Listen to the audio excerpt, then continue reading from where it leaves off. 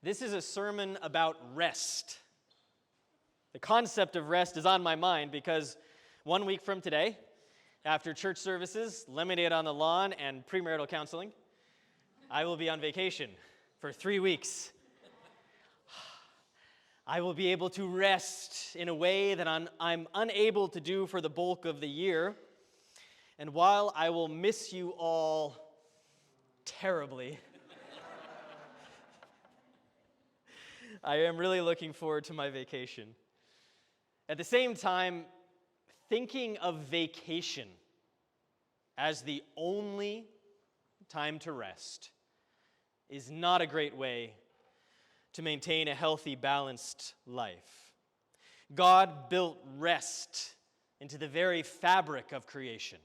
And everyone, more than most, can learn from creation's example. But first, I really feel the need to quote from one of my favorite movies.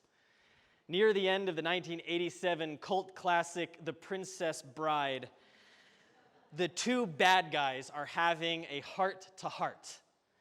The evil inventor, Count Rugen, is about to test his life-sucking machine on the hero, Westley, and Rugen asks Prince Humperdinck if he'd like to come and watch.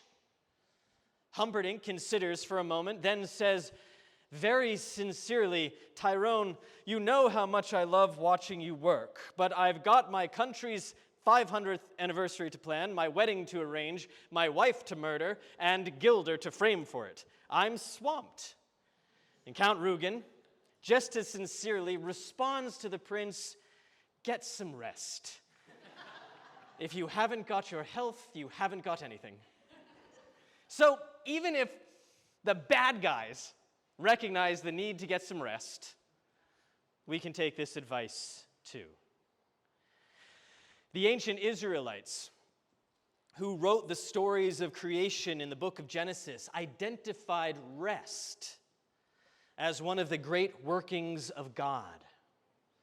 Over the course of the first 6 days of creation, God creates light and sky and land and sea and plants and sun and moon and fish and birds and beasts and people. Whew, it was a lot. But God wasn't quite done. There was one more day of creation left. On the seventh day of creation, God rested from all the labors God had done. God created rest on the seventh day. Rest was not a break from or something entirely set apart from creation. Rest was just as important an element of creation as light or gravity. And we see this element of creation when we look at the natural world. Some animals hibernate for long stretches of the year. There's even some that hibernate during the summer, and it's called something else. Does anybody know? Estivating. That's when they go to sleep in the summer. Other animals, like sloths, whose heart rates measure around 20 beats per minute, well, they rest as a way of life. Deciduous trees go dormant during the winter, only to bud again when spring arrives. And fields that lie fallow return again with more nutrient-rich soil. Humans that lie fallow for a time return with more energy as well. But here's where we have to pause and examine why we rest.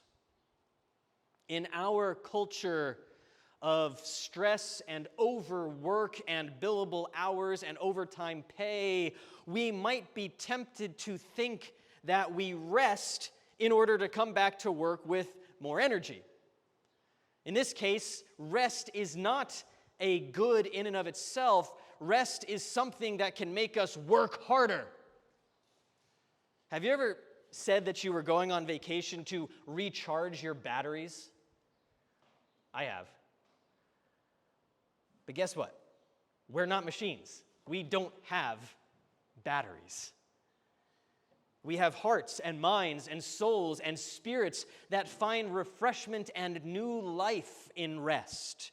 Rest is an end in itself, not a means to greater production. This is a hard truth for us to remember in our society, which is dominated by what we now call grind culture. Even when folks are on vacation or taking time off, their phones still ping, work projects still demand attention, the boss has no boundaries as to appropriate times for texting. That Zoom meeting? Sure, I can join from the beach. So even when we're supposed to be resting, we don't.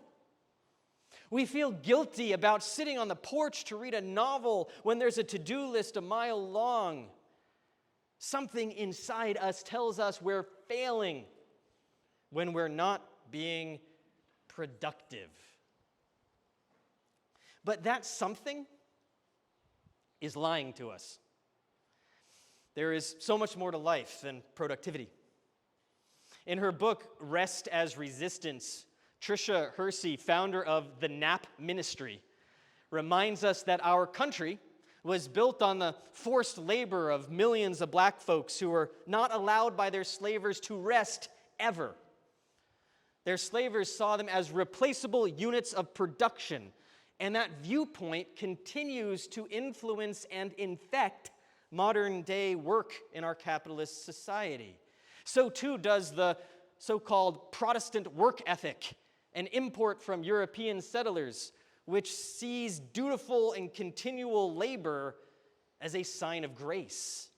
The history of the United States is full of people not resting, but rather being used as cogs in the machine. But again, rest is an end in itself, not a means to greater production. Living this truth about rest creates a whole new way of moving through the world, one that stands against that grind culture. And Jesus calls us into that way in today's gospel reading. Come to me, he invites, all you that are weary and are carrying heavy burdens, and I will give you rest. I will give you rest. The rest Jesus offers is not the rest of recharging, but the rest of recreating. There's a reason we call tossing a frisbee or paddling idly around a pond recreation. When we engage in recreation, God recreates us with the wisdom of the seventh day. Our spirits find refreshment, our souls find deeper connection to God. Now, I've quoted these words from St. Augustine in sermons before, but they're especially appropriate today. At the beginning of his Confessions, Augustine says, God, you have made us for yourself, and our hearts are restless until they find rest in you. When we rest, our fractured and frenetic lives knit themselves back together. We find wholeness in God's presence that we cannot find when we're literally working ourselves to death. And that's why we cannot reserve rest just for times of vacation. The ancient Israelites took the seventh day of creation and turned it into a weekly observance called Sabbath, a day to rest in the palm of God's hand, and by doing so to attune ourselves to God's movement in creation.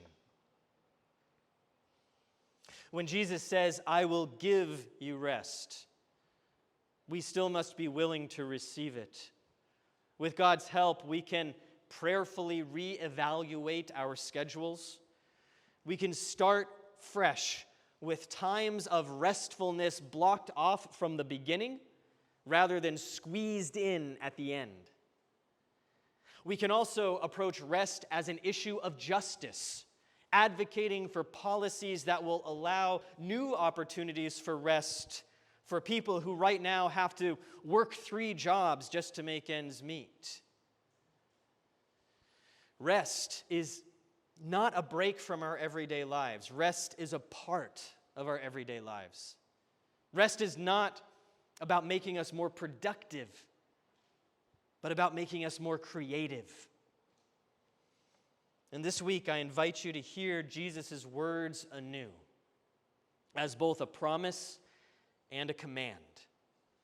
Come to me, and I will give you rest. Take my yoke upon you, and you will find rest for your souls.